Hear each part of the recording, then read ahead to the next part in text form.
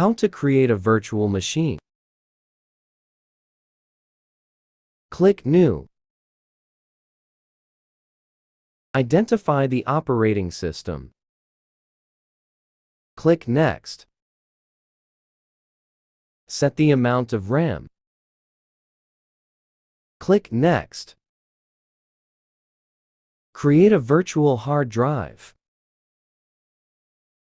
Start the operating system installation. Click Start. Install the operating system. Boot up your virtual machine. Shut down your virtual machine. Take snapshots of your virtual machine. VirtualBox is a program which emulates a second computer. Thanks for watching video.